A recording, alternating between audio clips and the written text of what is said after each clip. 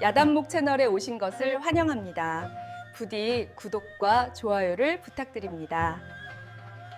깊은 산세가 병풍처럼 둘러싸인 강원도 어느 골짜기였습니다.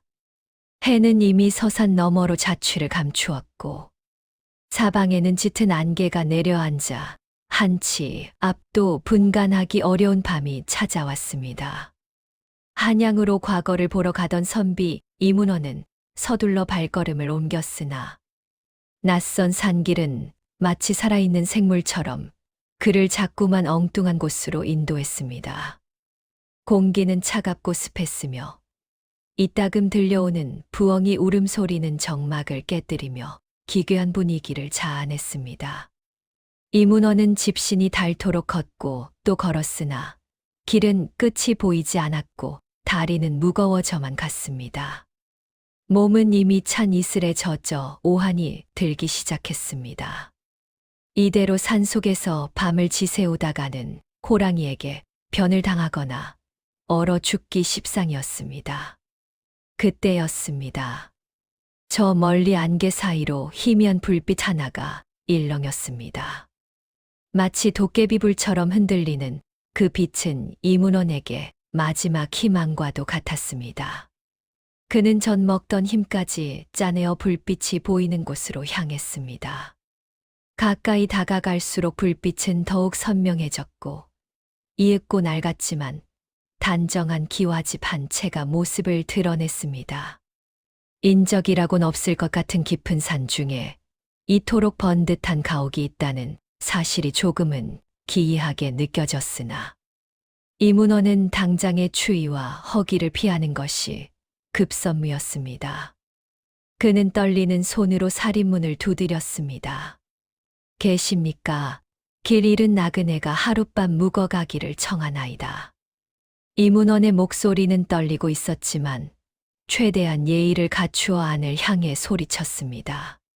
잠시 정적이 흐른 뒤 안채의 문이 천천히 열리며 은은한 등잔불이 밖으로 새어 나왔습니다. 그리고 그 문 뒤에서 한 여인이 모습을 나타냈습니다. 그녀는 소복처럼 하얀 옷을 입고 있었으며 단아한 자태와는 달리 눈매에는 설명하기 어려운 서늘한 기운이 서려 있었습니다. 여인은 아무런 말도 없이 이문원을 물끄러미 바라보았습니다. 그 침묵은 짧았으나 이문원에게는 마치 영원처럼 길게 느껴졌습니다. 여인은 이내 고개를 숙이며 정중히 안으로 들어오라 손짓했습니다. 그 손길은 매우 부드러웠으나 문득 이문원의 눈에 들어온 그녀의 손끝은 마치 죽은 사람처럼 창백하기 그지없었습니다. 하지만 이문원은 그것이 추운 날씨 탓이라 여기며 여인이 안내하는 방으로 발걸음을 옮겼습니다. 이것이 장차 벌어질 기묘한 사건의 시작임을 그는 꿈에도 알지 못했습니다. 여인이 안내한 방은 작지만 정갈했습니다.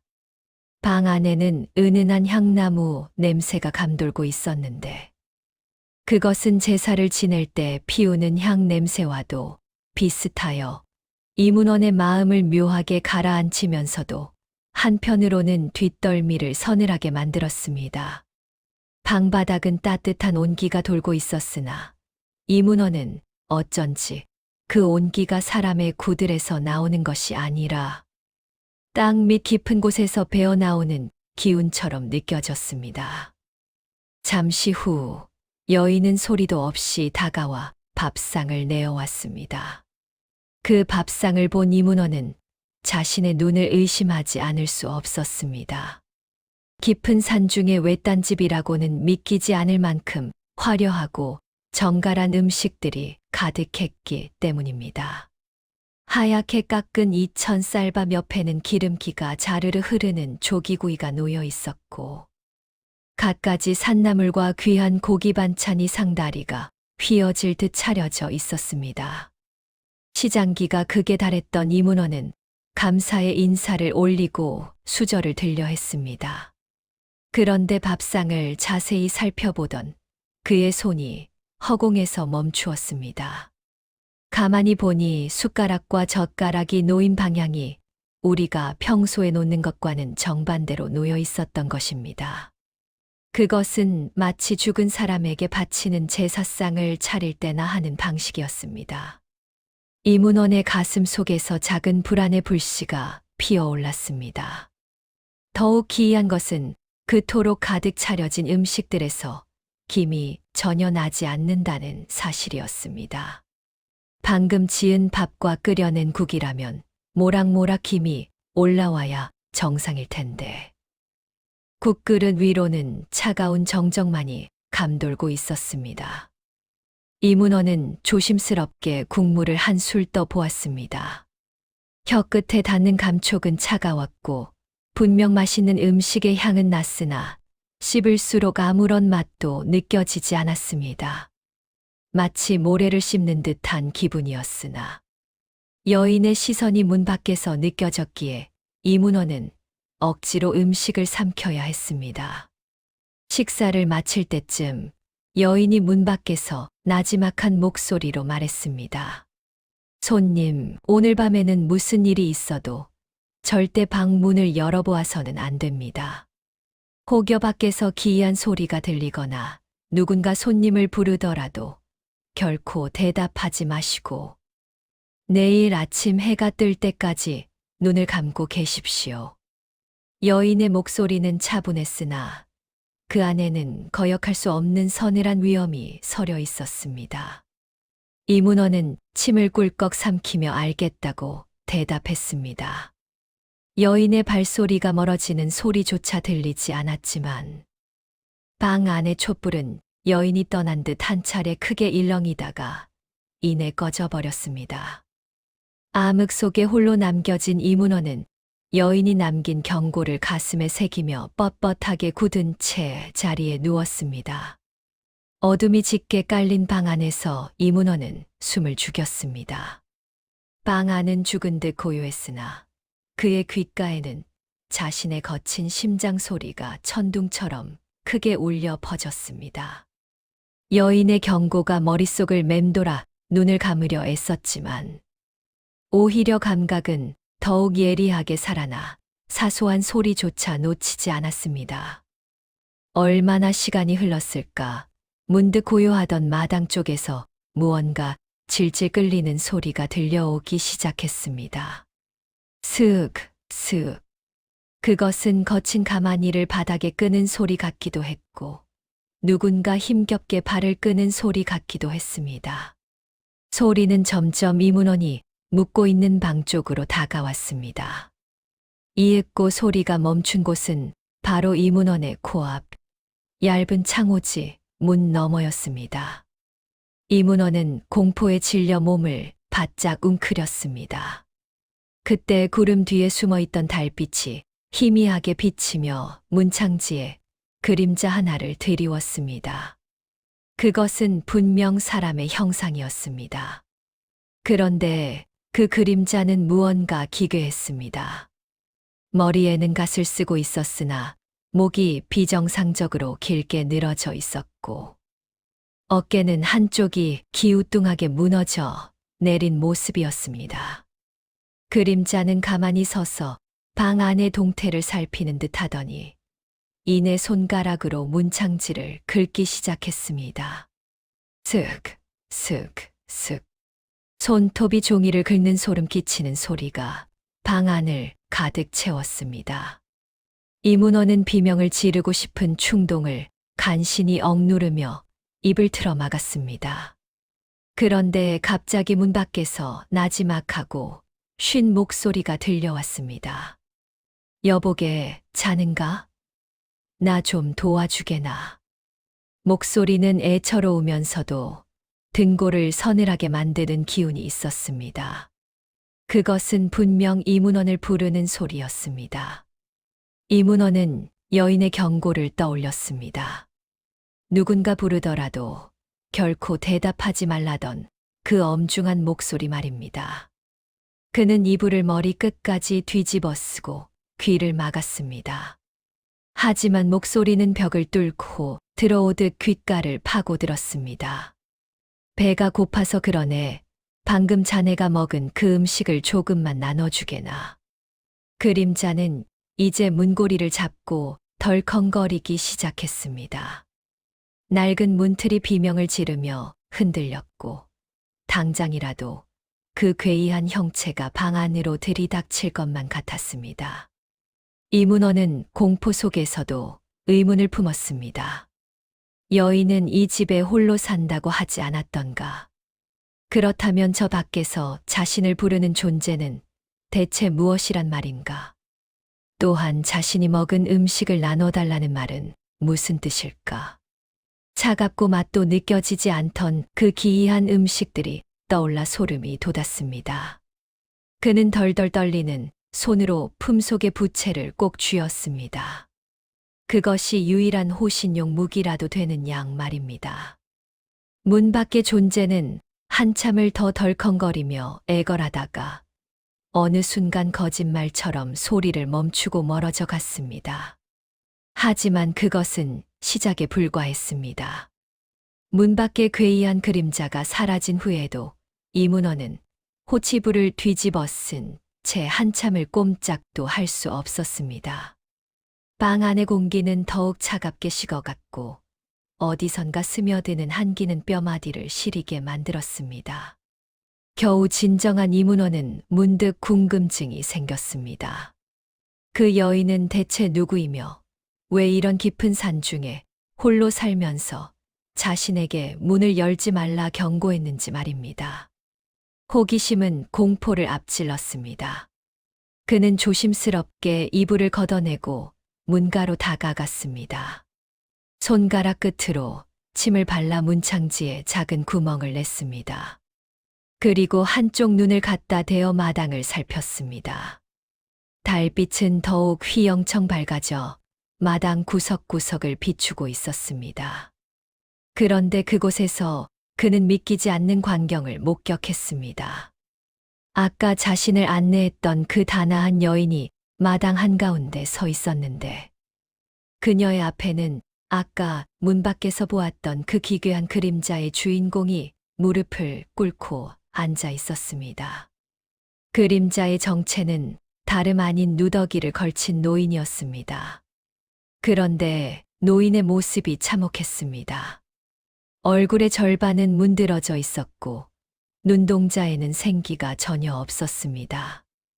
여인은 그 노인을 향해 차가운 목소리로 꾸짖었습니다. 아직 갈 때가 되지 않은 이의 기운을 탐내다니. 그대가 정령 소멸하고 싶은 것이냐며 서슬퍼런 호통을 쳤습니다. 노인은 바닥에 머리를 조아리며 그저 배가 고파 견딜 수 없었다고, 그 선비가 먹은 음식의 향기라도 한 모금만 나눠달라며 애걸복걸했습니다. 여인은 품속에서 하얀 가루를 꺼내 마당에 뿌렸습니다. 그러자 노인은 비명을 지르며 연기처럼 사라져 버렸습니다. 이문호는 그 광경을 보고 심장이 멎는 듯한 충격을 받았습니다. 저 여인은 사람이 아니거나 혹은 귀신을 부리는 자임이 분명했습니다. 여인은 노인이 사라진 자리를 한참 동안 응시하더니 갑자기 고개를 돌려 이문원이 있는 방 쪽을 바라보았습니다. 이문원은 화들짝 놀라 구멍에서 눈을 떼고 뒤로 물러났습니다. 여인의 시선이 마치 자신의 심장을 꿰뚫는 것처럼 느껴졌기 때문입니다. 잠시 후 방문 너머로 여인의 발소리가 들려왔습니다. 사박사박 눈 위를 걷는 듯한 가벼운 소리였습니다. 발소리는 이문원의 방 앞에서 멈추었습니다. 이문원은 숨을 멈추고 바닥에 엎드렸습니다. 여인은 낮은 목소리로 읊조렸습니다. 보아서는 안 될 것을 보셨구려, 선비님. 그 한마디에 이문원의 온몸은 얼음처럼 굳어버렸습니다. 이제 이야기는 평범한 나그네의 조난기를 넘어 피할 수 없는 기괴한 인연의 소용돌이 속으로 빠져들기 시작했습니다. 이문원은 온몸의 피가 거꾸로 솟는 듯한 공포에 휩싸여 바닥에 엎드린 채 숨조차 제대로 쉬지 못했습니다. 문이 끼익 소리를 내며 천천히 열렸고 차가운 밤 공기와 함께 여인의 하얀 치맛자락이 방 안으로 스며들었습니다. 여인은 방 한가운데 굳어버린 이문원을 내려다보며 깊은 한숨을 내쉬었습니다. 그녀의 숨결은 따스한 사람의 것이 아니라 한겨울 서리처럼 차갑게 이문원의 뺨을 스쳤습니다. 여인은 조용히 자리에 앉아 이문원에게 고개를 들 것을 권했습니다. 이문원은 떨리는 몸을 간신히 추스르며 그녀를 바라보았습니다. 가까이서 본 여인의 눈동자는 깊고 검은 연못 같아 그 속을 들여다보고 있으면 영혼마저 빨려 들어갈 것만 같았습니다.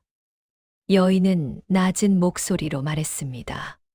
선비님, 이곳은 본래 산 사람의 발길이 닿아서는 안 되는 곳이지요. 이 집은 저승으로 떠나는 영혼들이 마지막으로 쉬어가는 길목이며 저는 그들의 원통함을 달래어 길을 인도하는 길잡이일 뿐입니다.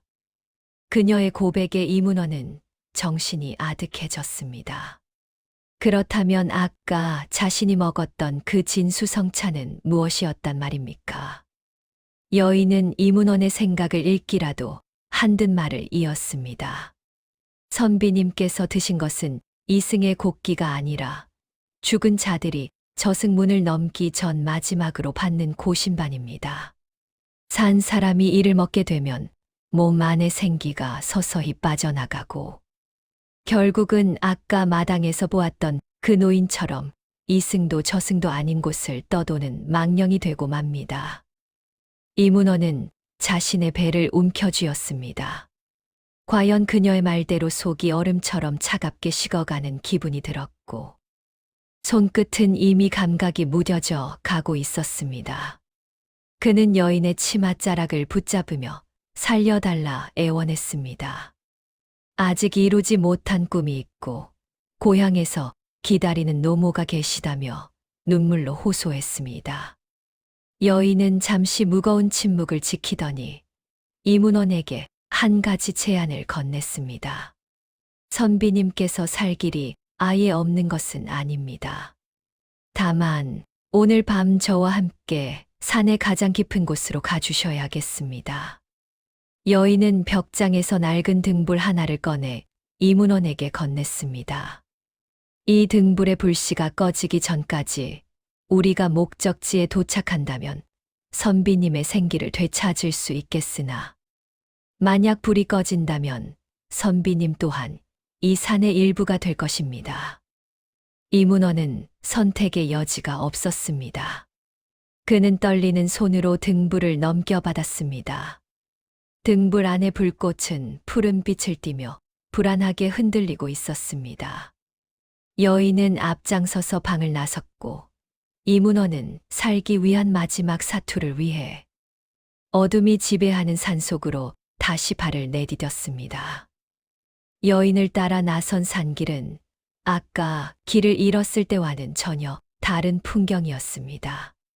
분명 아까 지나온 길임에도 불구하고 나무들은 기괴하게 뒤틀려 마치 고통에 몸부림치는 사람의 형상을 하고 있었으며 발밑에 흙은 늪처럼 질척이며 이문원의 발목을 잡아당겼습니다. 여인은 등 뒤에 눈이라도 달린 듯 이문원이 뒤처질 때마다 멈춰 서서 그를 기다렸으나 결코 손을 내밀어 도와주지는 않았습니다. 그것은 이문원 스스로의 의지로 이 길을 통과해야만 생기를 되찾을 수 있다는 무언의 압박과도 같았습니다. 얼마를 걸었을까 어디선가 수천 명의 사람이 동시에 흐느끼는 듯한 처량한 곡소리가 들려오기 시작했습니다. 소리는 점점 가까워졌고 이윽고 두 사람 앞에는 시커먼 물이 소용돌이치며 흐르는 커다란 개울이 나타났습니다. 그런데 그 개울물은 위에서 아래로 흐르는 것이 아니라 마치 살아있는 짐승처럼 제자리에서 요동치고 있었습니다. 여인은 개울가에 멈춰 서서 이문원을 돌아보았습니다. 선비님, 이곳은 원통하게 죽어 제 길을 찾지 못한 혼백들이 모여드는 곡수라고 합니다. 이제 이 개울을 건너야 하는데 건너는 동안 절대로 물속을 들여다보아서는 안 됩니다. 이문호는 마른 침을 삼키며 여인이 가리키는 외나무 다리 위에 발을 올렸습니다. 다리는 금방이라도 부러질 듯 위태롭게 흔들렸고 발 아래 흐르는 개울에서는 비린내와 섞인 악취가 코를 찔렀습니다. 그때였습니다. 물속에서 누군가 자신의 이름을 부르는 소리가 들렸습니다. 문원아, 내 아들아. 그것은 분명 고향에 계신 어머니의 목소리였습니다. 이문원은 자신도 모르게 고개를 숙여 물밑을 보려 했습니다. 그 순간 들고 있던 등불의 푸른 불꽃이 갑자기 보라색으로 변하며 거칠게 일렁였습니다. 여인이 날카로운 목소리로 꾸짖었습니다. 현혹되지 마십시오. 그것은 선비님의 그리움을 먹고 사는 수기들의 장난입니다. 한 번이라도 눈길을 주면 그들은 선비님의 발목을 잡아 저 차가운 물속으로 끌고 들어갈 것입니다. 이문호는 정신이 번쩍 들어 눈을 질끈 감았습니다. 하지만 환청은 더욱 심해졌습니다. 이번에는 어린 시절 죽은 동생의 목소리가, 다음에는 과거 시험에 낙방했을 때 자신을 위로하던 친구의 목소리가 들려왔습니다. 등불의 불꽃은 이제 꺼질 듯 말 듯 위태로운 지경에 이르렀습니다. 이문호는 이를 악물고 앞서가는 여인의 하얀 뒷모습만을 이정표 삼아 한 발 한 발 내디뎠습니다. 발바닥을 타고 올라오는 오한이 심장을 얼어붙게 만드는 것 같았으나 그는 오직 살아야 한다는 일념 하나로 버텼습니다. 마침내 마지막 발걸음이 마른 땅을 밟았을 때 등불의 불꽃은 다시 푸른 빛을 되찾으며 안정을 찾았습니다. 뒤를 돌아보자 조금 전까지 요동치던 개울은 온데간데 없고 오직 짙은 안개만이 그 자리를 메우고 있었습니다. 하지만 안심하기에는 일렀습니다. 이제 막 첫 번째 고비를 넘겼을 뿐이었기 때문입니다. 개울을 건넌 뒤 두 사람이 마주한 곳은 끝이 보이지 않는 빽빽한 대나무 숲이었습니다. 바람이 불 때마다 대나무들이 서로 부딪히며 내는 소리는 마치 수만 명의 군사가 창검을 맞대며 싸우는 소리 같기도 했고 누군가 억울함을 호소하며 울부짖는 소리 같기도 했습니다. 이상하게도 그 숲에는 달빛조차 제대로 스며들지 못해 오직 이문원이 든 푸른 등불만이 발밑을 비추는 유일한 빛이었습니다. 길 양옆을 살피던 이문원은 소스라치게 놀라 멈춰 섰습니다. 대나무 사이사이로 사람의 키만한 돌탑들이 끝도 없이 줄을 지어 세워져 있었기 때문입니다. 그 돌탑들은 정교하게 쌓인 것이 아니라 누군가 급하게 돌을 던져 쌓은 듯 위태로워 보였습니다. 여인은 멈춰선 이문원을 돌아보지 않은 채 무거운 목소리로 입을 열었습니다. 저 돌탑들은 이곳을 지나가려다 결국 산의 기운에 잡아먹힌 자들이 남긴 마지막 흔적입니다. 돌 하나하나가 그들의 한 멜린 손톱 자국이라 생각하시면 됩니다. 이문호는 침을 삼키며 돌탑 하나를 자세히 들여다보았습니다. 그런데 그 돌 틈 사이에 낡은 헝겊 조각 하나가 끼어 있는 것이 보였습니다. 그것은 분명 선비들이 도포 끝에 다는 장식인 매듭이었습니다. 이문호는 가슴이 철렁 내려앉았습니다. 그 매듭은 3년 전 과거를 보러 떠난 뒤 소식이 끊긴 고향 친구의 것이 분명했기 때문입니다. 친구 역시 이 길을 지나갔던 것일까? 아니면 이 돌탑 중 하나가 되어 이곳에 잠든 것일까 하는 생각이 들자 눈앞이 캄캄해졌습니다. 여인은 이문원의 동요를 눈치챈 듯 걸음을 멈추고 낮게 읊조렸습니다. 아는 일을 찾으려 하지 마십시오. 이곳에서는 인연을 떠올리는 것 자체가 독이 됩니다. 마음이 흔들리는 순간 등불의 불씨는 작아질 것이고 숲의 어둠이 그 틈을 타 당신의 심장을 앗아갈 것입니다. 그녀의 말대로 이문원이 친구를 떠올리며 슬퍼하자 푸른 불꽃은 금방이라도 꺼질 듯 파르르 떨리며 주변의 어둠을 더 짙게 만들었습니다. 그때였습니다. 대나무 숲 깊은 곳에서 사각거리는 소리와 함께 하얀 소복을 입은 형체들이 하나둘씩 모습을 드러내기 시작했습니다. 그들은 얼굴이 없거나 혹은 눈, 코, 입이 뒤섞인 기괴한 모습으로 돌탑 주변을 배회하고 있었습니다. 그들은 이문원의 등불 주위를 맴돌며 나직한 소리로 속삭였습니다. 나를 대신해 이곳에 남아주게. 자네의 따뜻한 피가 필요하네. 이문원은 눈을 질끈 감고 여인의 치맛자락이 일으키는 바람의 결만을 쫓았습니다. 이 숲은 단순한 길이 아니라 산자의 미련을 시험하는 거대한 덫이었습니다.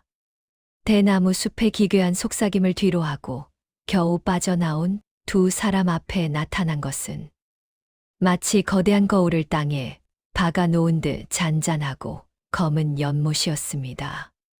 바람 한 점 불지 않는 그곳의 수면은 소름 끼치도록 매끄러웠고 주변에 말라비틀어진 고사목들이 그 위로 비쳐 기괴한 문양을 만들어내고 있었습니다. 여인은 연못가에 멈춰 서서 이문원의 등불을 가만히 응시했습니다. 선비님, 이제 이 연못의 가장자리를 따라 걷게 될 것입니다. 이때 연못에 비친 자신의 그림자를 보되 결코 그 그림자와 눈을 맞춰서는 안 됩니다. 이문원은 침을 삼키며 여인의 뒤를 따랐습니다. 연못가에 바짝 붙어 걷다 보니 자연스레 물 위에 자신의 모습이 비쳤습니다. 푸른 등불을 들고 겁에 질린 채 걷고 있는 자신의 모습이 보였습니다. 그런데 한 걸음 옮길 때마다 물속에 비친 이문원의 그림자가 조금씩 변하기 시작했습니다. 물속의 이문원은 분명 걷고 있었으나 그의 어깨 위에는 아까 마당에서 보았던 그 갓을 쓴 노인이 올라타 있었습니다. 노인은 이문원의 목을 조르듯 매달려 있었고 물속의 이문원은 고통에 일그러진 표정을 짓고 있었습니다. 이문원은 비명을 지를 뻔한 입을 틀어막았습니다. 분명 자신의 어깨는 가벼웠고 주변에는 아무도 없었으나 연못이라는 거울은 이승의 눈으로는 볼 수 없는 진실을 비추고 있었던 것입니다. 공포에 질려 발걸음이 흐트러지는 순간 등불의 불꽃이 보랏빛으로 변하며 연기처럼 흩어지려 했습니다. 여인은 뒤도 돌아보지 않고 차갑게 내뱉었습니다. 마음을 다스리십시오. 선비님의 어깨에 붙은 것은 죄책감과 미련이 만들어낸 망령입니다. 그것에 눈길을 주는 순간 물속의 그림자가 밖으로 튀어나와 선비님의 자리를 대신할 것입니다. 그때였습니다. 물속의 그림자가 갑자기 멈춰 서더니 고개를 획 돌려 물 밖의 이문원을 빤히 쳐다보았습니다. 그리고는 소리 없이 입을 벙긋거리며 무언가를 말했습니다. 이문원은 보지 않으려 애썼으나 그 입 모양은 너무나 명확하게 익혔습니다. 너는 이미 죽었다. 그 한마디가 이문원의 머릿속을 천둥처럼 때렸습니다. 나는 아직 살아있는데, 따뜻한 피가 흐르고 숨을 쉬고 있는데 어찌 죽었다는 말인가. 의심이 싹 트자 등불의 푸른 빛은 급격히 작아졌고 연못 속의 그림자가 물 위로 손을 뻗어 이문원의 발목을 낚아채려 했습니다. 찰나의 순간 여인이 손에 쥐고 있던 염주를 가볍게 튕겼습니다. 팅 하는 맑은 소리가 적막한 연못가에 울려 퍼졌고 물 위의 파문이 일며 기괴한 그림자는 순식간에 흩어져 버렸습니다. 여인은 비로소 이문원을 돌아보며 엄중히 경고했습니다. 이곳은 이승과 저승의 경계가 무너진 곳입니다.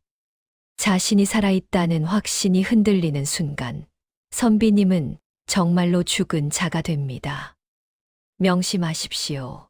이 등불은 선비님의 목숨줄이나 다름없습니다. 이문호는 땀으로 범벅이 된 손으로 등불을 고쳐 쥐었습니다. 이제 이야기는 그를 둘러싼 가혹한 운명의 소용돌이 속으로 더욱 깊이 빠져들고 있었습니다.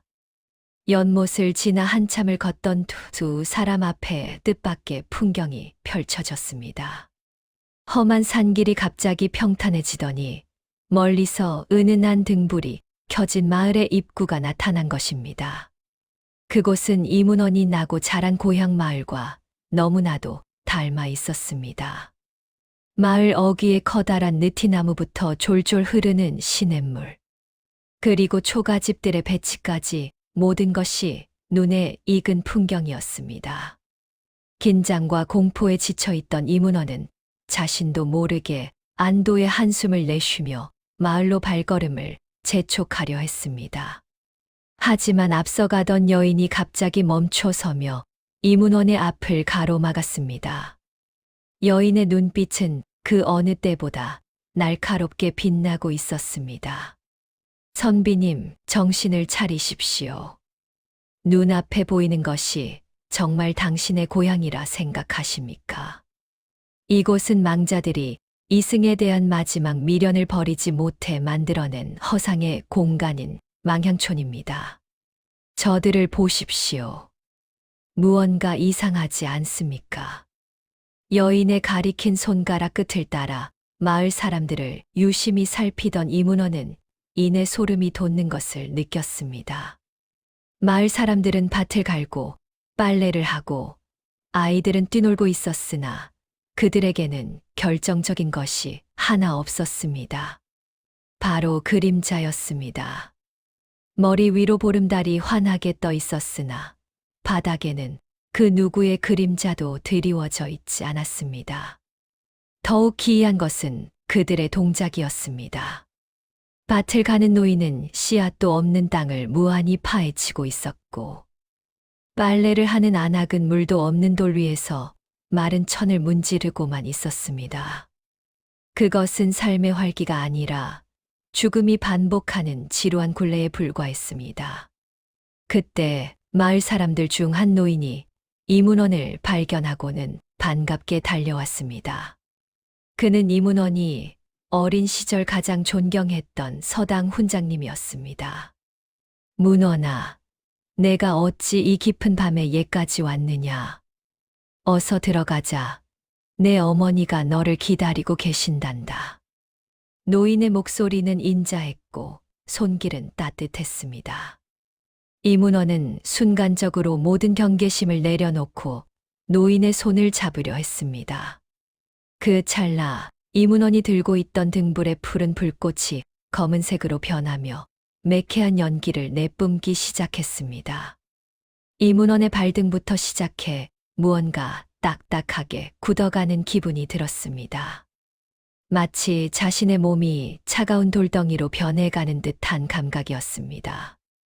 여인이 급히 이문원의 팔을 낚아채며 외쳤습니다. 대답하지 마십시오. 말을 섞는 순간 선비님의 영혼은 저들과 엮여 영원히 이 가짜 마을의 주민이 될 것입니다. 선비님이 드신 음식의 도끼가 저들의 부름에 반응하고 있습니다. 이문원은 혀가 굳어가는 고통 속에서도 필사적으로 입을 다물었습니다.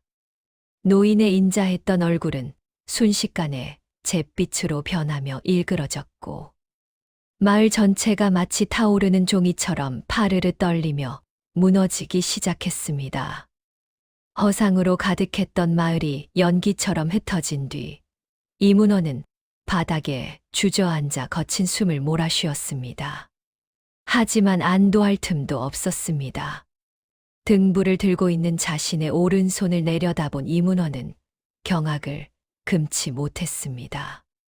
손가락 끝부터 시작해 손등까지 살갗이 생기를 잃고 잿빛으로 변해 있었으며 마치 가뭄에 말라비틀어진 논바닥처럼 갈라지고 있었기 때문입니다.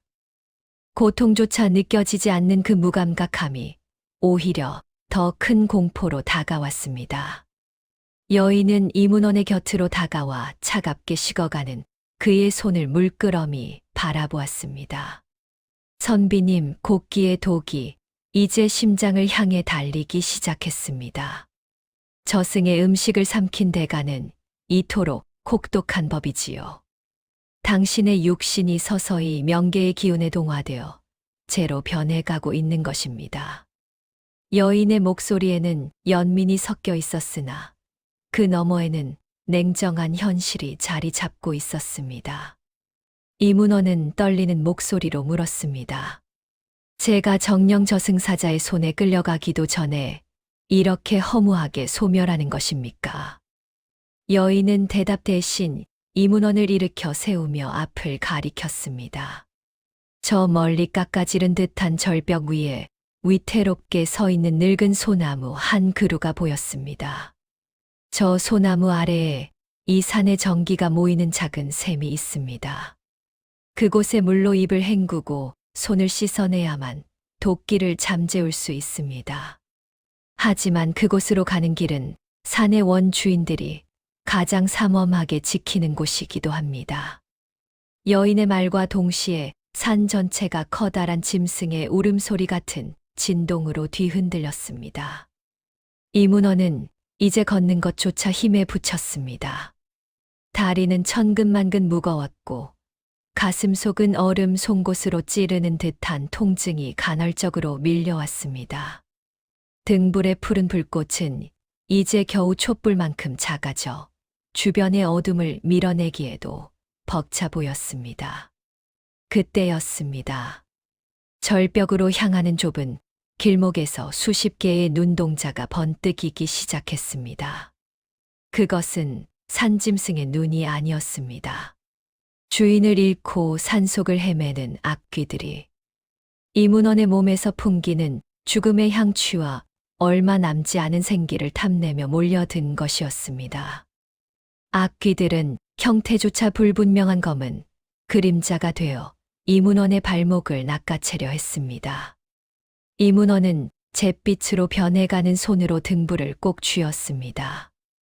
여인은 품에서 하얀 부채를 꺼내 휘둘렀습니다. 부채가 만들어낸 서늘한 바람이 악귀들의 접근을 막았으나 그 기세는 오래가지 못할 것 같았습니다. 이문호는 깨달았습니다. 이제 남에게 의지해서는 결코 저 샘물에 닿을 수 없음을 말입니다. 그는 마지막 남은 의지를 모아 무감각해진 다리를 이끌고 절벽 위를 향해 기어가기 시작했습니다. 등불의 불씨는 이제 이문원의 거친 숨결 한 번에도 꺼질 듯 위태롭게 흔들리고 있었습니다. 이문원은 잿빛으로 변해버린 손가락을 바위 틈에 박아 넣으며 한치 앞도 보이지 않는 절벽을 기어 올랐습니다. 손톱이 뒤집히고 살이 터져 피가 흘러나왔으나 기이하게도 그 피는 붉은색이 아니라 검은 먹물처럼 어두웠으며 고통조차 느껴지지 않았습니다. 오직 차가운 감각만이 전신을 지배하고 있었습니다. 아래를 내려다보면 굶주린 악귀들이 그가 떨어지기만을 기다리며 검은 아가리를 벌리고 있었고, 위를 올려다보면 늙은 소나무의 가지가 마치 귀신의 손가락처럼 기괴하게 흔들리고 있었습니다. 여인은 어느새 절벽 꼭대기에 올라가 이문원을 내려다보고 있었습니다. 그녀의 소복은 달빛을 받아 눈부시게 빛났으나 그 그림자는 절벽 아래까지 길게 늘어져 악귀들을 짓누르고 있었습니다. 선비님, 이제 고작 몇 걸음 남지 않았습니다. 하지만 명심하십시오. 이곳의 바위는 산자의 무게가 아니라 마음의 무게를 견디지 못합니다. 당신의 가슴 속에 일말의 의심이나 탐욕이 남아있다면 이 바위는 모래처럼 무너져 내릴 것입니다. 여인의 목소리는 바람에 실려 이문원의 귓가를 스쳤습니다. 이문원은 숨이 턱 끝까지 차올랐습니다. 그때 등불의 불꽃이 갑자기 격렬하게 춤을 추기 시작했습니다. 등불 속에서 환영이 보였습니다. 그것은 과거 시험에 합격 통지서인 홍패였고 한양의 으리으리한 저택이었으며 비단 옷을 입고 호령하는 자신의 모습이었습니다. 그 달콤한 환영의 마음이 팔리는 순간 이문원이 붙잡고 있던 바위가 우지끈 소리를 내며 갈라지기 시작했습니다. 여인의 경고대로 그의 세속적인 욕망이 바위의 무게를 이기지 못한 것이었습니다. 이문원은 비명을 지르며 아래로 추락할 뻔했으나 마지막 순간에 정신을 가다듬고 손가락 끝에 힘을 주었습니다. 명예도 부귀도 다 소용없다. 오직 살아남아 고향의 노모를 뵙는 것만이 나의 유일한 소망이다. 그가 진심으로 모든 욕심을 내려놓자 무너져 내리던 바위가 거짓말처럼 단단하게 굳어졌습니다. 동시에 작게 사그라들던 등불의 푸른 불꽃이 다시금 찬란하게 타오르며 주변의 어둠을 밀어냈습니다. 마침내 이문원의 손이 절벽의 끝자락을 움켜쥐었습니다. 그는 온 힘을 다해 몸을 끌어올려 평평한 대지 위로 올라섰습니다. 그곳에는 여인이 말했던 늙은 소나무가 거대한 용의 형상을 한 채 서 있었고 그 뿌리 사이로 맑은 물이 솟아나오고 있었습니다. 하지만 그 샘물 앞에는 생각지도 못한 거대한 존재가 앞을 가로막고 있었습니다. 그것은 인간의 몸에 사슴의 머리를 한 이 산의 수호자이자 망자들의 심판관인 산군이었습니다. 산군은 거대한 몸집으로 샘물을 가리고 서서 형형한 안광으로 이문원을 쏘아보았습니다. 그가 한 번 숨을 내쉴 때마다 산 전체가 진동했고 주변의 나무들은 공포에 질린 듯 몸을 떨었습니다. 짐승의 머리를 한 심판관은 입을 열지 않았으나 그의 목소리는 이문원의 머릿속을 직접 울렸습니다. 산 사람의 몸으로 감히 명계의 음식을 탐하고 신성한 샘물을 더럽히려 하는가. 내 놈의 영혼은 이미 절반이 죄가 되었거늘 어찌하여 구차하게 삶을 연명하려 하느냐. 이문원은 산군의 위압감에 눌려 고개를 들 수 없었으나 잿빛으로 변해가는 자신의 손을 보며 마지막 용기를 냈습니다. 대인, 저는 그저 길 잃은 나그네일 뿐이며 저 여인의 자비로 예까지 왔을 뿐입니다.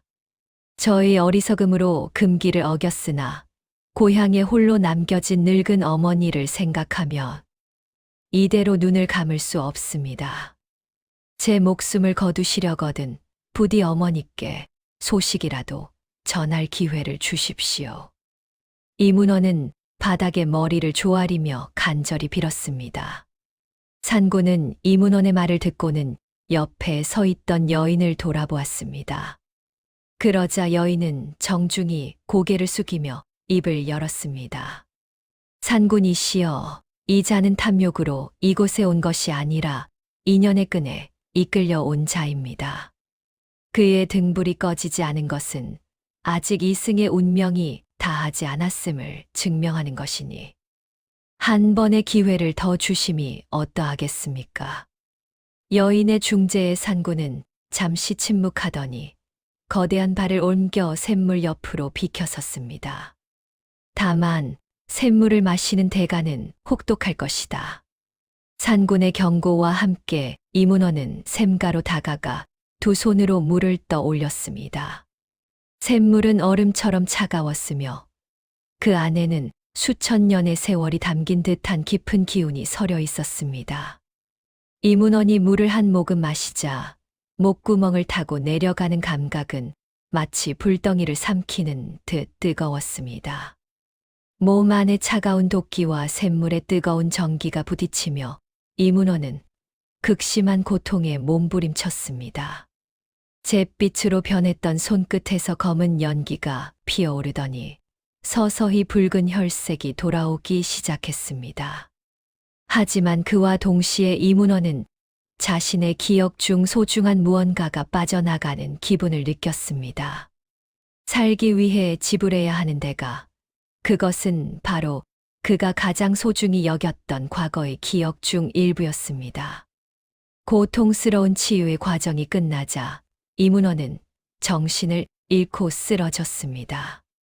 이제 사건은 절정을 향해 치닫고 있었으며 여인의 정체와 이 산에 얽힌 진실이 서서히 드러날 준비를 하고 있었습니다.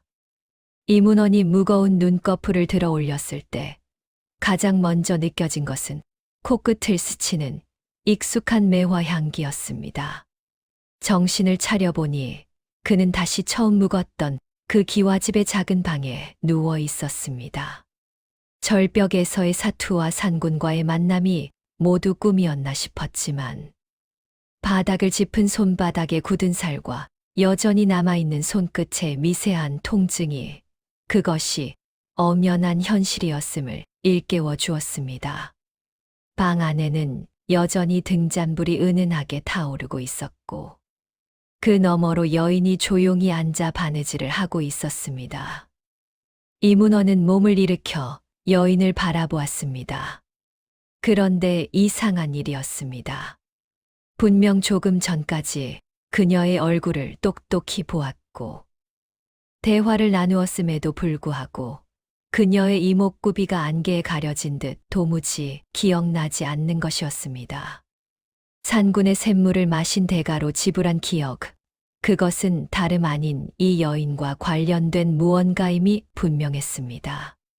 이문원이 혼란스러워하며 머리를 감싸 쥐자 여인이 바느질하던 손을 멈추고 고개를 들었습니다. 선비님, 이제 기력을 좀 되찾으셨습니까? 여인의 목소리는 전보다 훨씬 부드러워져 있었으나 그 안에는 깊은 슬픔이 배어 있었습니다. 이문호는 홀린 듯 여인의 손에 들린 물건목에 시선을 고정했습니다. 그것은 붉은 실로 정교하게 감긴 은비녀였습니다. 그 비녀를 보는 순간 이문원의 심장이 벼락을 맞은 듯 요동치기 시작했습니다. 그것은 5년 전 병으로 먼저 세상을 떠난 그의 아내에게 자신이 직접 선물했던 정표였기 때문입니다. 기억의 실타래가 엉키고 설키며 이문원을 괴롭혔습니다. 아내의 이름, 아내와 함께 보낸 시간들, 그리고 그녀의 마지막 모습까지 모든 것이 머릿속에서 파편이 되어 흩어지고 있었습니다.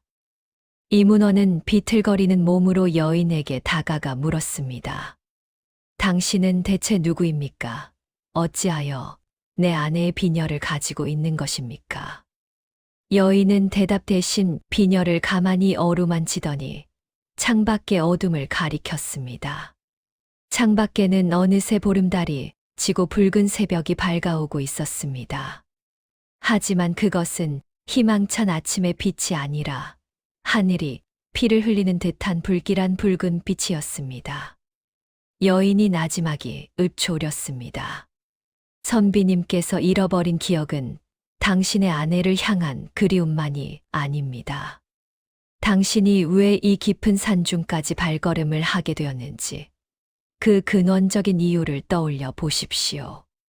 그 순간 이문원의 눈앞에 잊고 있었던 끔찍한 광경 하나가 섬광처럼 스쳐 지나갔습니다. 그것은 낭떠러지 아래로 추락하는 자신의 모습이었습니다. 붉은 새벽빛이 방 안으로 스며들자 이문원의 머릿속은 마치 거대한 바위가 부서지는 듯한 굉음과 함께 잊혔던 기억들이 쏟아져 들어오기 시작했습니다. 과거를 보러 가던 길, 그는 분명 지름길을 찾으려다 발을 헛디뎌 깎아지른 듯한 낭떠러지 아래로 굴러떨어졌습니다. 차가운 바닥에 부딪히기 직전에 그 소름 끼치는 공포, 뼈가 으스러지는 소리, 그리고 정신이 아득해지던 순간의 감각이 생생하게 되살아났습니다. 그렇다면 지금 자신의 눈앞에 있는 이 집과 여인은 대체 무엇이란 말입니까?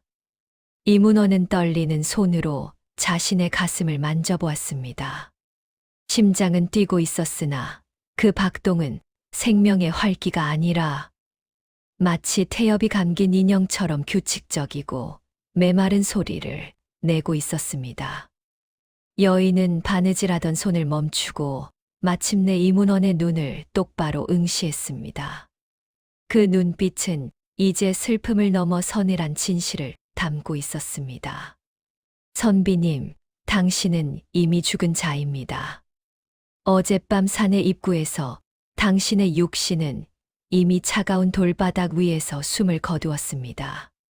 하지만 당신의 영혼이 차마 이승을 떠나지 못하고 고집스럽게 매달려 있기에 명계의 문턱인 이곳까지 흘러 들어오게 된 것입니다. 여인의 목소리는 잔인할 만큼 차분했습니다. 이문원은 고개를 저으며 부정했습니다. 그럴 리가 없습니다. 나는 샘물을 마셨고 다시 혈색이 돌아왔습니다. 이것이 살아있다는 증거가 아닙니까? 여인은 쓴웃음을 지으며 붉은 실로 묶인 비녀를 이문원의 손에 쥐어주었습니다. 선비님께서 드신 샘물은 생명을 연장하는 영약이 아니라 당신이 가진 가장 소중한 기억을 제물로 바쳐 잠시 동안 육신의 형태를 유지하게 해주는 환각일 뿐입니다. 그 대가로 당신은 아내와의 기억을 잃어가고 있으며 이제 곧 당신이라는 존재 자체가 이 산의 안개로 변해 사라질 것입니다. 비녀를 쥔 이문원의 손이 격렬하게 떨렸습니다. 비녀의 차가운 금속 촉감이 손바닥을 파고들자 잊었던 아내의 마지막 목소리가 귓가에 울렸습니다. 서방님, 부디 저를 잊고 좋은 곳으로 가시어 뜻을 이루십시오. 그 목소리를 듣는 순간 이문원은 깨달았습니다. 자신을 이곳으로 이끈 것은 우연이 아니라 먼저 떠난 아내가 그를 명계로 안전하게 인도하기 위해 보낸 마지막 배려였다는 사실을 말입니다. 하지만 이문원은 이대로 물러설 수 없었습니다. 억울하게 끊긴 목숨도 원통했지만 자신이 사라지면 홀로 남겨질 노모와 아내와의 약속을 지키지 못한 한이 가슴을 후벼 팠습니다. 그는 여인의 발치에 엎드려 울부짖었습니다. 정령 방법이 없습니까? 귀신이 되어도 좋고 평생 산을 지키는 종이 되어도 좋으니 단 하루만이라도, 아니 단 한 시즌만이라도 좋으니 이승으로 돌아가 노모의 얼굴을 뵙고 싶습니다. 여인은 깊은 한숨을 내쉬며 창밖을 보았습니다. 이미 해는 반쯤 솟아올라 온 산을 붉게 물들이고 있었습니다. 이제 곧 명계의 문이 닫히고 이곳에 남은 영혼들은 영원히 돌아올 수 없는 길을 떠나야 했습니다. 여인은 결심한 듯 이문원을 일으켜 세우며 말했습니다. 딱 한 가지 방법이 있습니다. 하지만 그것은 선비님의 영혼뿐만 아니라 내세의 모든 연업까지도 걸어야 하는 위험한 도박입니다. 감당하시겠습니까? 여인은 서서히 자리에서 일어나 방 한 구석에 놓인 병풍을 걷어냈습니다. 그 뒤에는 아무것도 없는 벽이 아니라 끝을 알 수 없는 거대한 소용돌이가 몰아치는 암흑의 공간이 자리하고 있었습니다. 여인은 이문원의 손을 꼭 잡고 그 어둠을 응시하며 말했습니다. 선비님, 이곳은 이승의 시간과 저승의 법도가 뒤섞인 혼돈의 틈입니다. 선비님께서 살고자 하신다면 지금 당장 저 암흑 속으로 뛰어들어 당신의 육신이 쓰러져 있는 그 낭떠러지 아래로 돌아가야 합니다. 이문원은 소용돌이에서 뿜어져 나오는 서늘한 기운에 몸을 떨었습니다. 여인은 이문원의 손목에 아까 그 비녀에 감겨 있던 붉은 실의 한 끝을 단단히 묶었습니다. 그리고 남은 실 뭉치를 자신의 가슴 속에 품으며 말을 이었습니다. 이 실은 선비님의 영혼과 이승의 인연을 잇는 유일한 생명줄입니다. 제가 이곳에서 실을 붙잡고 기도를 올리는 동안 선비님은 소용돌이 속을 지나 당신의 몸을 찾아가야 합니다. 하지만 명심하십시오.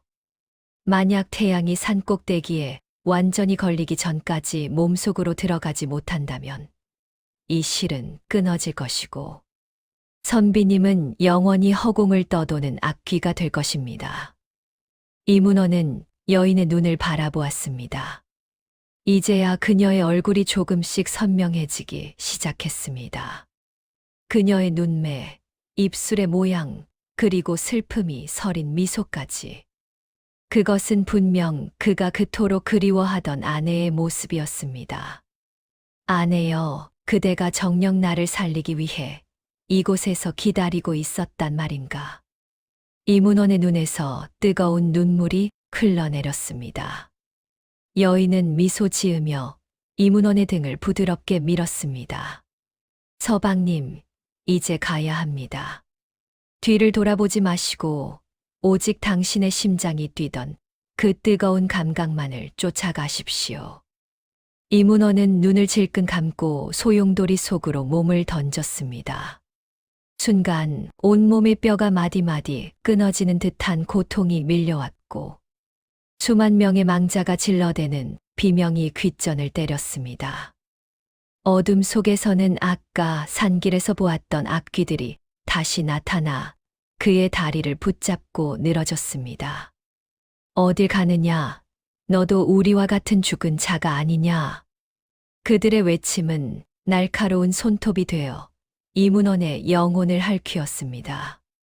하지만 이문원은 손목에 감긴 붉은 실의 팽팽한 감각만을 믿고 앞으로 나아갔습니다. 실은 가늘었지만 그 어떤 쇠사슬보다 단단하게 이문원을 이끌고 있었습니다. 소용돌이 너머로 희미하게 자신의 모습이 보이기 시작했습니다. 깎아지른 절벽 아래 차가운 바위 위에 피투성이가 된 채 쓰러져 있는 초라한 사내의 육신이었습니다. 그 육신 주위에는 이미 까마귀들이 몰려들어 그의 숨통이 완전히 끊어지기만을 기다리고 있었습니다. 이문호는 마지막 힘을 다해 그 육신을 향해 손을 뻗었습니다. 이제 한 뼘, 단 한 뼘만 더 다가가면 되었습니다. 하지만 그 순간 하늘 위의 태양이 무심하게도 산마루를 타고 올라오기 시작했습니다. 낭떠러지 아래 차가운 바닥에 누워있는 자신의 육신을 내려다보는 이문원의 심정은 말로 다 표현할 수 없는 비참함 그 자체였습니다. 머리에서 흘러나온 피는 이미 검게 굳어 바위 틈을 적시고 있었고 미동조차 없는 사지는 마치 길가에 버려진 나무 토막처럼 생기가 전혀 느껴지지 않았습니다. 하늘에서는 죽음의 냄새를 맡은 까마귀들이 기괴한 울음소리를 내며 점점 낮은 원을 그리며 내려앉고 있었습니다. 한 마리가 대담하게 내려와 이문원의 손등을 부리로 쪼으려던 찰나. 공중에 떠있던 그의 영혼이 거센 바람을 일으키며 육신 위로 내려앉았습니다. 하지만 영혼이 몸 안으로 들어가는 과정은 결코 순탄치 않았습니다. 이미 한 번 생명의 불꽃이 꺼져버린 육신은 차가운 얼음 덩어리처럼 영혼을 거부하며 밀어냈습니다. 영혼이 살갗에 닿을 때마다 마치 타오르는 불길에 닿는 듯한 극심한 거부 반응이 일어났고 이문호는 비명조차 지르지 못한 채 허공에서 몸부림쳐야 했습니다. 그때였습니다. 손목에 묶인 붉은 실이 팽팽하게 당겨지며 뜨거운 온기를 내뿜기 시작했습니다. 그것은 저 너머 혼돈의 틈에서 자신의 모든 생명력을 쥐어짜 실을 붙잡고 있는 아내의 간절한 기원이었습니다. 이문호는 붉은 실에서 전해오는 아내의 심장 박동을 느꼈습니다. 서방님, 제발 포기하지 마십시오. 제 영혼을 다 바쳐서라도 당신의 앞길을 밝히겠나이다. 아내의 목소리가 뼈마디마다 사무치듯 울려 퍼졌습니다. 이문호는 이를 악물고 다시 한번 자신의 차가운 가슴 속으로 몸을 던졌습니다. 이번에는 밀려나지 않기 위해 부서진 갈비뼈 사이사이를 영혼의 손으로 움켜쥐었습니다. 차가운 피가 흐르지 않는 혈관 속으로 자신의 의지를 들이부었고 멈춰버린 심장을 향해 온 힘을 다해 생기의 불꽃을 불어넣었습니다. 그 순간 산마루에 걸려있던 태양이 마침내 온전한 모습을 드러내며 골짜기 깊숙한 곳까지 빛을 뿌렸습니다. 그 빛은 이문원의 육신을 비추었고 동시에 손목의 붉은 실을 하얗게 태워버리기 시작했습니다. 이승과 저승의 연결고리가 끊어지려 하는 찰나였습니다. 이문원은 마지막 남은 영혼의 조각까지 긁어모아 심장 박동을 시도했습니다. 한 번, 두 번. 고요하던 숲속에 아주 작고 희미한 울림이 시작되었습니다. 쿵, 쿵. 그것은 죽음을 거슬러 올라오는 생명의 북소리였습니다. 까마 귀들이 혼비백산하여 하늘로 날아올랐습니다. 이문원에 감겨있던 눈꺼풀이 미세하게 떨렸고 잿빛이었던 입술에 아주 옅은 핏기가 돌기 시작했습니다. 하지만 기쁨도 잠시였습니다. 육신과 영혼이 맞닿는 순간 사고 당시에 느꼈던 그 모든 고통이 한꺼번에 밀려왔습니다. 뼈가 어긋나고 장기가 뒤틀리는 고통은 차라리 다시 죽는 것이 낫겠다 싶을 정도로 혹독했습니다. 이문원은 그 지옥 같은 통증 속에서 정신을 놓지 않으려 바위를 움켜쥐었습니다. 손톱 밑으로 흙이 박히고 피가 새어나왔으나 그것은 그가 살아있음을 알리는 가장 확실한 증거였습니다. 차디찬 바위 위에서 이문원은 가쁜 숨을 몰아쉬며 겨우 눈을 떴습니다. 눈앞에 보이는 것은 어젯밤의 기괴한 기와집도 하얀 소복을 입은 여인도 아니었습니다. 오직 이끼 낀 절벽과 이름 모를 산새들의 지저귐, 그리고 온몸을 짓누르는 참혹한 통증뿐이었습니다. 그는 자신이 정말로 살아 돌아왔음을 실감했습니다. 하지만 환상인 줄만 알았던 그 밤의 기억은 그의 손바닥 안에 너무나도 생생한 증거를 남겨두고 있었습니다. 이문원이 피투성이가 된 오른손을 천천히 펴보았습니다. 그곳에는 놀랍게도 여인이 들고 있던 그 은비녀가 쥐어져 있었습니다. 그런데 이상한 일이었습니다. 분명 어젯밤에는 붉은 실에 감겨 반짝이던 새 비녀였건만 지금 그의 손에 들린 것은 세월의 풍파에 검게 변하고 녹슬어버린 낡은 비녀였습니다. 이 비녀는 5년 전 아내가 숨을 거둘 때 그녀의 머리에서 빼내어 함께 관 속에 넣어주었던 바로 그 물건이었습니다. 땅 속에 묻혀 있어야 할 유물이 어찌하여 그의 손에 들려 있는지 이문원은 소름이 돋으면서도 가슴 한 구석이 미어지는 것을 느꼈습니다. 그는 부러진 다리를 이끌고 바닥을 기어 절벽 아래를 살폈습니다. 그곳에는 그가 추락했을 때 흘린 피가 웅덩이를 이루고 있었는데 기이하게도 그 핏자국은 한 곳으로 이어지며 글자를 이루고 있었습니다. 생자불망, 산 사람은 잊지 말라는 뜻이었습니다. 이문원은 그것이 아내가 자신에게 남긴 마지막 유언임을 깨달았습니다. 그녀는 명계의 길잡이가 되어 길 잃은 남편을 구원했고 자신의 존재를 대가로 그에게 다시 한 번 삶의 기회를 준 것이었습니다. 그때였습니다. 멀리서 사람들의 목소리가 들려왔습니다. 이보게들, 이 아래에 사람이 쓰러져 있네. 마을 사람들이 횃불을 들고 절벽 아래로 내려오고 있었습니다. 이문원은 안도의 한숨을 내쉬며 정신을 잃으려 했으나 문득 이상한 기분이 들어 고개를 돌렸습니다. 저 멀리 안개 낀 숲 사이로 어젯밤 보았던 그 하얀 소복의 여인이 서 있었습니다. 그녀는 더 이상 슬픈 표정이 아니었습니다. 은은한 미소를 지으며 이문원에게 작별의 손짓을 하더니 이내 한 마리의 하얀 나비가 되어 아침 햇살 속으로 사라져 버렸습니다. 마을 사람들에게 구조되어 산 아래로 실려가며 이문호는 깨달았습니다. 자신이 겪은 그 하룻밤의 기행은 단순한 환각이 아니라 죽음조차 갈라놓지 못한 지독한 인연의 끈이 만들어낸 기적이었음을 말입니다. 하지만 진정한 반전은 그가 마을에 도착했을 때 기다리고 있었습니다. 구조대 중 한 노인이 이문원의 얼굴을 보더니 소스라치게 놀라며 주저앉았습니다. 이복에 자네는 3년 전 이 산에서 실종되었던 이선비가 아닌가. 이문원에게는 단 하룻밤이었던 시간이 이승에서는 무려 3년이라는 세월로 흘러가 있었던 것입니다. 3년이라니요. 노인의 외침에 이문원은 세상이 무너져 내리는 듯한 충격을 받았습니다. 자신에게는 오직 하룻밤, 아니 길어야 한나절 정도의 사투였을 뿐인데 이승의 시계는 무정하게도 3번의 겨울을 넘기고 3번의 봄을 맞이했던 것입니다. 마을 사람들은 살아 돌아온 그를 반기기보다 두려움 섞인 눈으로 바라보았습니다.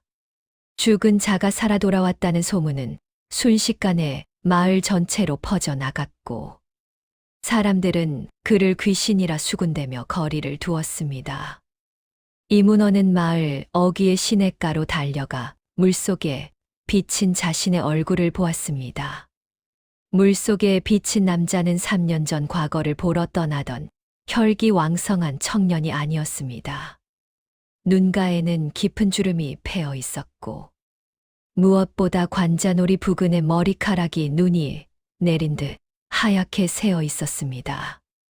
명계의 샘물을 마시고 육신을 되찾는 과정에서 그는 3년이라는 세월의 무게를 단 하룻밤 만에 몸으로 받아냈던 것입니다. 아까 보았던 하얀 나비, 그리고 아내의 미소가 떠올라 가슴이 미어지는 것 같았습니다. 그는 비틀거리는 발걸음으로 자신의 집을 향해 달렸습니다. 집은 예전보다 훨씬 낡고 허름해져 있었습니다. 담벼락은 무너져 내렸고 마당에는 잡초가 무성했습니다. 가슴을 졸이며 살인문을 열고 들어서자 방 안에서 희미한 기침 소리가 들려왔습니다. 어머니, 소자 문원이가 돌아왔습니다. 이 문원의 외침에 방문이 거칠게 열렸습니다. 그곳에는 3년 동안 아들의 생사조차 모른 채 눈물로 밤을 지새워 눈이 멀어버린 노모가 서 있었습니다. 노모는 보이지 않는 손을 허공에 휘저으며 아들의 목소리를 쫓았습니다. 오냐, 내 아들아. 내가 정녕 살아온 것이냐. 어머니는 이문원의 거친 손과 하얗게 센 머리카락을 더듬으며 오열했습니다. 이문원은 어머니를 품에 안고 통곡했습니다. 아내의 희생이 없었더라면, 자신이 그 붉은 실을 끝까지 붙잡지 않았더라면, 결코 마주할 수 없었을 순간이었습니다. 그제야 이문원은 깨달았습니다. 자신이 잃어버린 3년의 세월은 아내의 영혼이 이승의 법도와 싸우며 그를 위해 벌어준 고귀한 시간이었음을 말입니다. 그날 밤 이문호는 품속에 간직했던 그 낡고 검은 은비녀를 어머니의 머리에 꽂아드렸습니다. 비녀를 꽂는 순간 신기하게도 집안을 감돌던 무겁고 서늘한 기운이 사라지고 따뜻한 온기가 스며들기 시작했습니다. 비녀는 더 이상 죽은 자의 유물이 아니라 남겨진 자들을 지켜주는 수호의 정표가 되었습니다. 이문호는 다시는 과거 시험에 연연하지 않았습니다. 산 자의 하루가 얼마나 소중한지, 그리고 보이지 않는 곳에서 자신을 지켜주는 인연들이 얼마나 깊은지를 뼈저리게 느꼈기 때문입니다. 그 일이 있은 후 이문호는 더 이상 한양으로 가는 길을 묻지 않았습니다. 세상의 명예와 부귀영화가 한낮 새벽, 안개처럼 더섭음을 산속에서의 그 기괴한 하룻밤을 통해 뼈저리게 깨달았기 때문입니다. 대신 그는 고향집에 머물며 눈먼 노모를 지극정성으로 봉양하는데 남은 생을 바쳤습니다. 기이하게도 그가 돌아온 뒤로 집마당의 매화나무는 사계절 내내 지지 않고 은은한 향기를 내뿜었으며 그 향기를 맡으면 노모의 기침 소리도 잦아들고 마음이 평온해졌습니다. 이문호는 틈날 때마다 마을 사람들에게 자신이 겪은 일을 들려주었습니다. 사람들은 처음에는 그를 미친 사람 취급하며 멀리했으나 그의 진심 어린 태도와 깊이 있는 눈빛에 점차 마음을 열기 시작했습니다. 그는 특히 욕심의 눈이 멀어 소중한 것을 잊고 사는 이들에게 경고했습니다. 우리가 걷는 이 길이 이승의 길인지 저승의 길인지 분간하지 못할 정도로 탐욕에 젖어 있다면 언젠가 그 대가를 혹독하게 치르게 될 것이라고 말입니다. 그의 머리카락은 여전히 하얗게 새어 있었으나 얼굴에는 이전보다 훨씬 깊은 평온함이 서려 있었습니다. 그는 매일 밤 아내의 무덤가에 앉아 그 낡은 은비녀를 매만졌습니다. 비녀는 이제 검은 녹이 다 벗겨지고 달빛 아래서 은은하게 빛나고 있었습니다. 이문호는 비록 아내와 직접 대화를 나눌 수는 없었지만 바람이 불어와 뺨을 스칠 때마다 그것이 아내의 부드러운 손길임을 느꼈습니다. 세월이 흘러 노모가 편안히 눈을 감던 날, 이문호는 어머니의 품 안에서 작은 붉은 실 뭉치를 발견했습니다. 그것은 그가 산속에서 손목에 묶었던 바로 그 실과 똑같은 것이었습니다. 어머니는 아들이 사라졌던 3년 동안 매일같이 그 실을 손에 쥐고 아들의 이름을 부르며 기도했던 것입니다.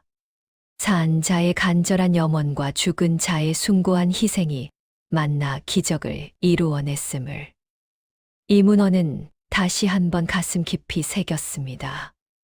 이제 그는 홀로 남았으나 외롭지 않았습니다.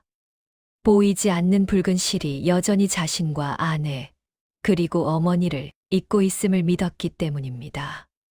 세월은 쉼 없이 흘러 백발의 선비 이문호에게도 마침내 이승의 소임을 다할 마지막 날이 찾아왔습니다. 그는 평생을 두고 자신이 겪은 그 기묘한 하룻밤의 이야기를 가슴에 품고 사람들에게 인연의 소중함과 삶의 무게를 전하며 살았습니다. 그가 숨을 거두기 직전 방 안에는 30년 전 그날처럼 은은한 매화 향기가 가득 찼습니다.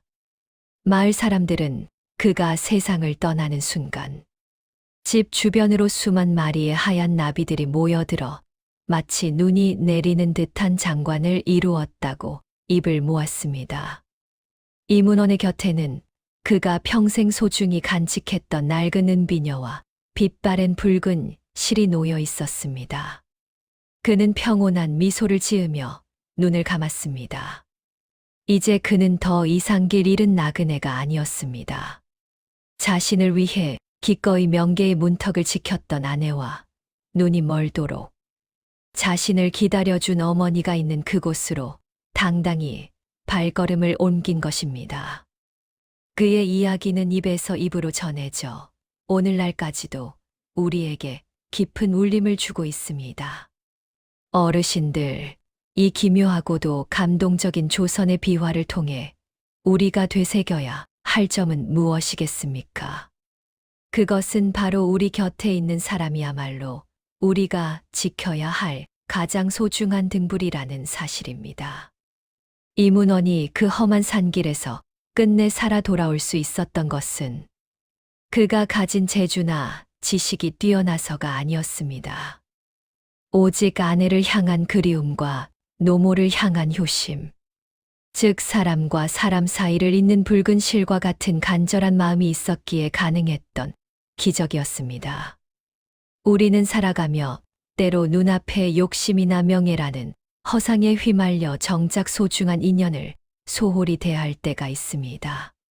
하지만 이문원이 보았던 그림자 없는 마을의 사람들처럼 진심이 담기지 않은 삶은 결국 공허한 반복에 불과할 뿐이지요.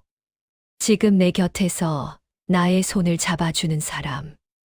나를 위해 기도해 주는 이의 존재가 얼마나 귀한 것인지 다시 한번 생각해 보게 됩니다. 밤이 깊어지면 달빛이 우리를 비추듯 우리 마음속에도 서로를 향한 따뜻한 등불 하나씩은 간직하고 살아야겠습니다. 이문원의 은비녀가 어둠 속에서 빛을 발했듯이 여러분의 정성과 사랑이 누군가에게는 다시 일어설 수 있는 생명의 붉은 실이 될 수도 있습니다. 오늘 들려드린 이 이야기가 여러분의 마음속에 작은 위로와 깊은 여운으로 남기를 진심으로 바랍니다. 조선의 기묘한 비화는 여기서 막을 내리지만 우리들의 삶이라는 아름다운 서사는 내일도 계속될 것입니다. 부디 평안하고 고귀한 밤 되시기를 바라며 저는 이만 물러가겠습니다. 긴 시간 동안 귀 기울여 주셔서 감사합니다.